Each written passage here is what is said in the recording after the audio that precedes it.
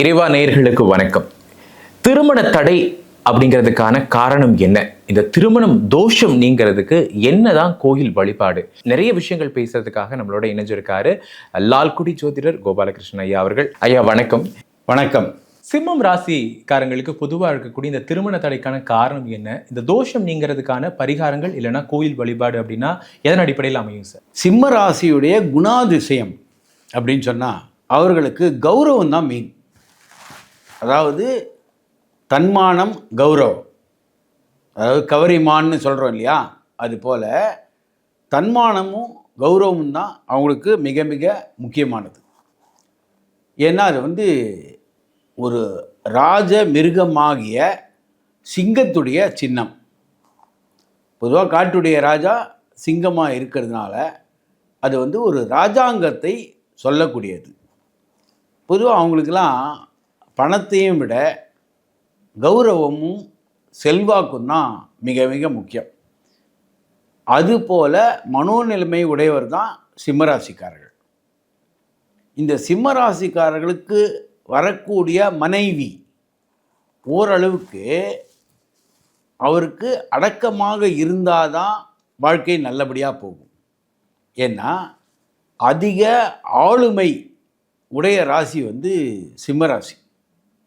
சிம்மராசிக்கு மனைவியாகவோ கணவனாகவோ அமைபவர் ஓரளவுக்கு தழைஞ்சு போகிற மாதிரி அல்லது ஒத்து போகிற மாதிரி இருந்தால்தான் அந்த குடும்பம் நல்லபடியாக இருக்கும். சிம்மராசிக்காரர்கள் எப்பவுமே தன்னுடைய சொல்லுக்கு எதிர் சொல் இருந்தாலே பிடிக்காது. அதுபோல் உள்ள ஆட்கள். இதில் 7ஆம் அதிபதி கும்பத்துடைய சனி பகவான். அப்போது மகரத்துடைய சனிக்கும் கும்பத்துடைய சனி பகவானுக்கும் என்ன வேறுபாடு அப்படின்னு பார்த்தா, அதாவது மகரம் பொதுவாக அழிவு, கும்பம் புனரமைப்புன்னு பேர். அதனால தான் ஒரு கோவிலின் புனரமைப்புக்கே பேர் கும்பாபிஷேகம். அப்போது புனரமைப்பு இருக்கக்கூடிய ஒரு ராசியானது கும்பராசி. பொதுவாக சிம்ம ராசிக்காரர்களுக்கு அமையக்கூடிய மனைவி அவர்களுடைய குடும்பம் ஏழ்மையாக இருந்தாலும் அந்த பெண் பிறந்ததுக்கப்புறம் அந்த குடும்பம் நல்ல முன்னேற்றம் அடையும். அதுபோல தான் அமைப்பே இருக்கும். அதாவது ஆணாக இருந்தாலும் சரி பெண்ணாக இருந்தாலும் சரி, அந்த மனைவியால் அந்த சிம்மராசிக்காரர்களுக்கு நிறையா பணம் கிடைக்கும். செல்வம் செல்வாக்கு இது கிடைக்கக்கூடிய ஒரு அமைப்பு இருக்குது. பொதுவாக இதுக்கான கடவுள் அப்படின்னா கும்பகோணம் பக்கத்தில் உள்ள சாரங்கபாணி சக்கரபாணி கோவிலுக்கு சென்று வழிபடுவதால் அவர்களுடைய திருமண வாழ்க்கை நல்ல முறையில் அமையும். அதே போல் அவர்கள் ஏதாவது ஒரு கோவில் கொடிமரத்தை வணங்கினால், கோவில் கொடிமரத்தை வணங்குறதுனா அதுக்கு வஸ்திரம், அதாவது வேஷ்டி வாங்கி கொடுப்பது போன்ற எதையாவது ஒன்றை செய்யும்போது கட்டாயமாக அவருக்கு ஒரு வாழ்க்கையில் ஒரு மறுமலர்ச்சி கிடைக்கும். பொதுவாகவே சிம்மராசிக்காரர்களுக்கு திருமண வாழ்க்கை நல்லபடியாக தான் அமையும். அதில் எந்த விதமான சந்தேகமும் இல்லை. ஆனால் சனி பகவானுடைய நிலைமை மிக மிக முக்கியம். அவர்களுக்கு செவ்வாயும் சுக்கிரனையும் விட சனி பகவான் எங்கே அமைகிறார், அதாவது 7ஆம் இடத்து அதிபதி எங்கே அமைகிறார் என்பதை பொறுத்து தான் அவர்களுடைய வாழ்க்கையே நல்ல முறையில் இருக்கும். சில நேரங்களில் அந்த கும்பத்தில் ராகு பகவான் இருந்தால் சில விதமான தொந்தரவுகள் வரும்.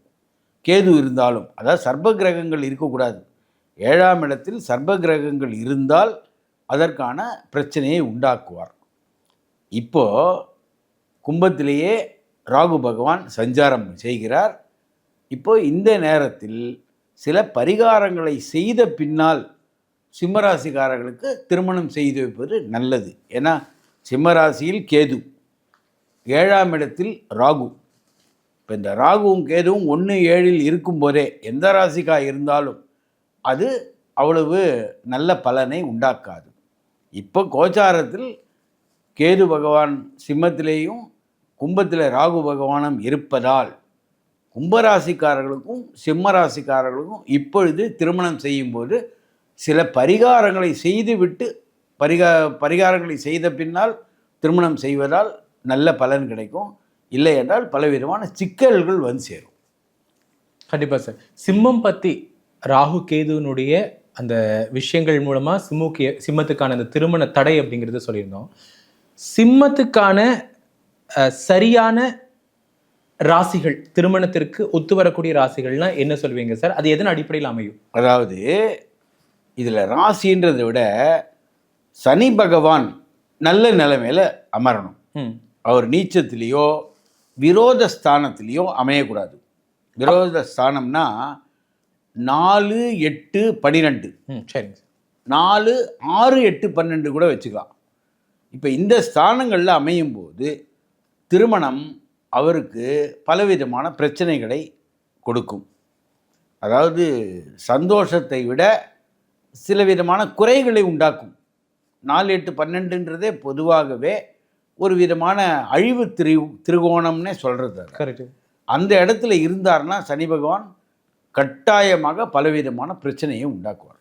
அதில் எந்த விதமான சந்தேகமும் கிடையாது. அதாவது விருச்சிகத்தில் இருந்தாலோ, விருச்சிகம் 4வது இடமாக ஆகிறது எங்கள் சிம்மத்துக்கு. அதே போல் 8வது இடமாகிய ஒரு மீனத்திலேயோ 12வது இடமாகிய கடகத்திலேயோ இருந்தார் என்றால் திருமணத்தில் பலவிதமான பிரச்சனைகளை உண்டாக்குவார். அதற்கு சில பரிகாரங்களை செய்த பின்னால் திருமணம் செய்தால் நல்லபடியாக நடக்கும்.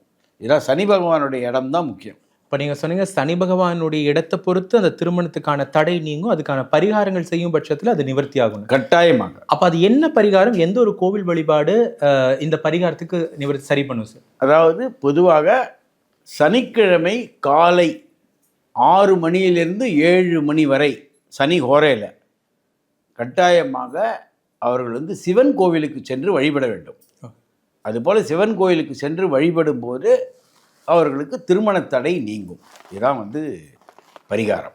ஓகே சார், நீங்கள் சொன்னீங்க இப்போ சனி இடத்தை பார்த்து, குறிப்பாக ராகு கேதுனுடைய இடத்தை பார்த்து சிம்மத்துக்கான இந்த திருமண பொருத்தம் அமைகிறதுல சரியான விஷயங்கள் நடக்கும்னு சொன்னீங்க. இப்போ சனி பயிற்சி இன்னொரு மாதத்தில் துவங்க இருக்கு.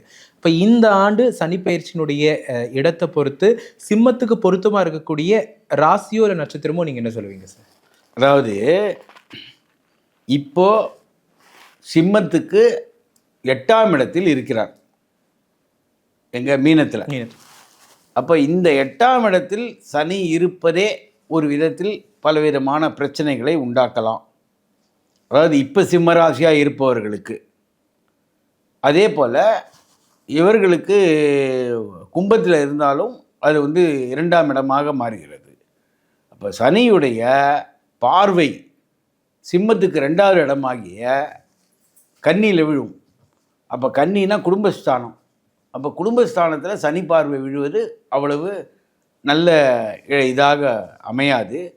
கேது பகவான் சிம்மத்தை விட்டு அகன்றதற்கு பின்னால் திருமணம் செய்து வைப்பது நல்லது. இதுதான் கணக்கு. நிச்சயமா சார், உங்களுடைய நேரத்துக்கு ரொம்ப நன்றி. சிம்மத்துக்கான தகவல்களை ரொம்ப அருமையாக சொல்லியிருந்தீங்க. ரொம்ப ரொம்ப நன்றி. நன்றி.